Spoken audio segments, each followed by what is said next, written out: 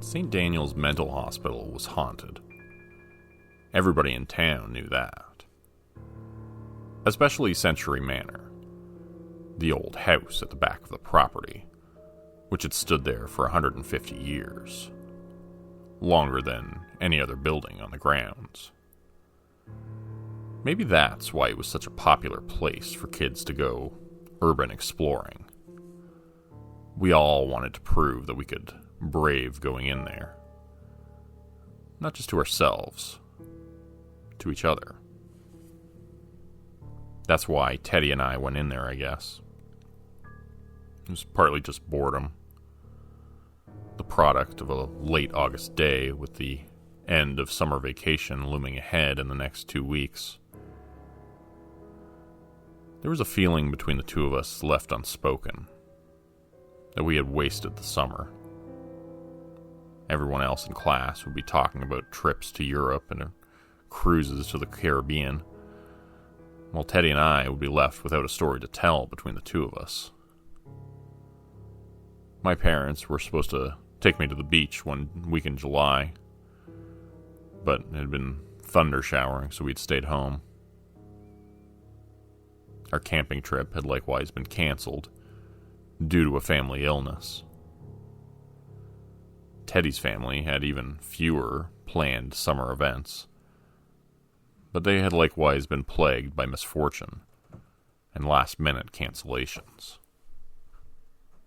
His parents' motto seemed to be the same as mine. We'll make it up to you next summer. But that left us feeling antsy and annoyed as we meandered around the perimeter of the mental hospital grounds, the place we were not supposed to venture into. Our families lived in the neighborhood across the street from the century-and-a-half-old asylum, so we knew about the lore of the facility better than anyone. But our parents were much more concerned by the tangible threats posed by patients who wandered the hospital grounds largely unsupervised. "I know what we should do today," Teddy said suddenly. "Let's go explore Century Manor. I heard there's a way to get inside." Part of me wanted to say no, to make up some excuse, but another part was desperate for adventure and a tale to tell in September. Everyone else in class would have a vacation story, but we would have a ghost story.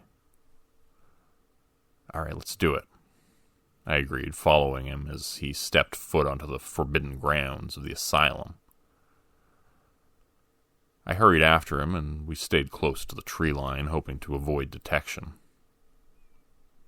When we got to Century Manor, I looked up to see the old building's windows staring down at us like sleepy eyes. Its dark, ancient exterior was falling apart in places, the trim moldy and rotting. Tiles from the roof had slipped off and lay in the grass, turning it brown beneath their weight. "So how are we supposed to get in?" I asked, looking at the steel bars on all of the windows. "How about the front door?" Teddy said, smiling, walking towards the entrance. I couldn't believe it. The old wooden door should have been tightly locked, but instead it was hanging open and swaying gently in the breeze. Weird. "Pretty sure that's supposed to be locked," I said, following Teddy towards the entrance. It was dark inside, almost impossible to see past the first few feet. My friend took a few tentative steps into the house before being swallowed up by shadows. "Hey, wait up," I called after him, but there was no indication that he'd heard me. Looking down, I saw a loose brick lying on the porch of the old house. I picked it up and used it as a doorstop, hoping it would prevent anyone from closing the door and sealing us inside. Suddenly I was beginning to realize that that was a real possibility. "Teddy, I'm not sure about this," I said, stepping into the dark house. It took my eyes a few seconds to adjust. I blinked and looked around to see the old house was dingy and falling apart inside. Even worse than the exterior. The ceiling to my right was bulging, looked ready to cave in at any second. The floors creaked noisily with each step I took, as if ready to break. "Let's go upstairs," Teddy said, seeming bored already with the main level. Despite his eager attitude, I felt like there was something immediately wrong with this place. It felt like a weight on my soul, crushing my heart, making it difficult to breathe. "Don't you feel that?" I asked. "Feel what?" But before I could answer, Teddy was already climbing the stairs, going up to the second level. The stairs squeaked and strained with each step he took. I saw a mouse scurrying up ahead on the main level. I hurried to catch up with him, taking a nervous glance back over my shoulder at the front door, which was still hanging open. Like the door to a trap, about to snap shut. The two of us climbed the stairs and explored the second floor. But of course, Teddy wanted to keep going. There was a third floor in the old manor, and he wanted to see that too. So far, there was nothing to explain the uneasy feeling I was getting, but the sensation was growing stronger the closer we got to that third level. "I don't like this," I told Teddy as we came to an old gray wooden door covered in graffiti, including a few pentagrams. "Let's go back, okay? This doesn't feel right." He looked at me like I was being a scared little kid, ruining his adventure, which I guess I was. I felt a little bad about it, but I couldn't ignore the feeling I was getting. It was becoming completely overwhelming. "Okay, you big baby.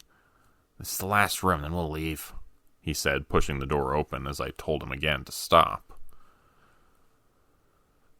I had a very strong suspicion that whatever was giving me these negative feelings was just beyond that door.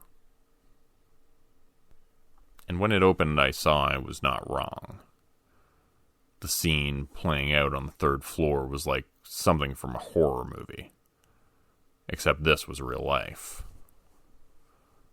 A girl who was dressed in century-old clothing stood before a small fire, which was burning at the center of the room. She was giggling as the pile of kindling she had lit grew brighter, and the fire burned hotter.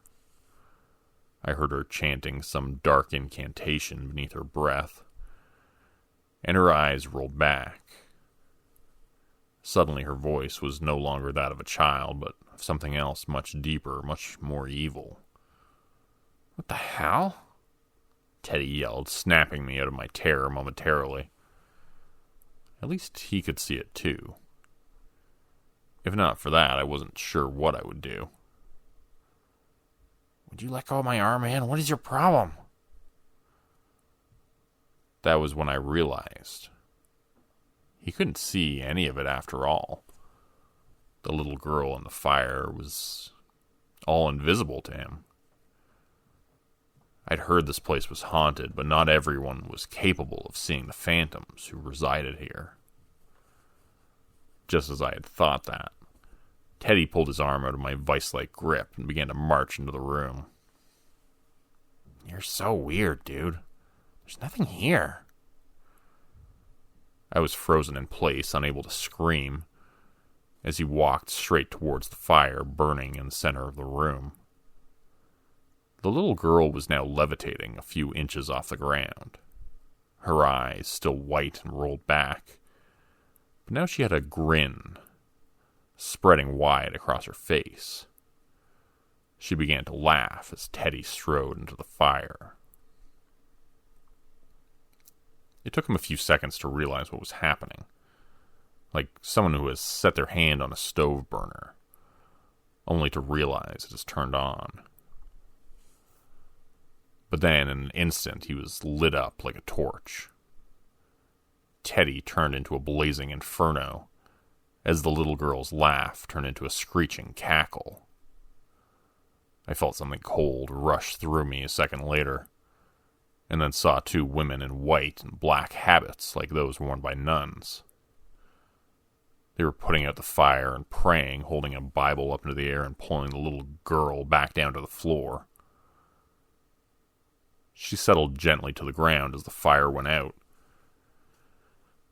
and I realized Teddy had also been extinguished, as if the fire existed in some other time, and I was the only one who could see it, and them. Running out of that room, I raced down the stairs to find a security guard at the door, pulling the brick doorstop from its place. "Who the hell keeps opening this door?" he was saying to himself. I yelled at him to stop and told him to get help. My friend was in trouble. "Not again," the security guard muttered, probably thinking I couldn't hear him. "They really need to tear this whole place down before it kills anyone else." Luckily, Teddy survived the event, but he's been in a coma for quite a while, and was unable to defend me during the court proceedings. I was forced to tell the judge what had happened by myself, and he wasn't inclined to believe me. Pyromaniac ghosts aren't exactly the best legal defense, as my exasperated lawyer will tell you. But I wasn't going to lie, and I wasn't going to admit something I didn't do. I didn't hurt my friend. I didn't leave him there to die. I just hope Teddy wakes up one day soon. I know he'll tell them I'm innocent. I just hope my best friend can clear my name, or I'm going to be in this asylum for a long, long time.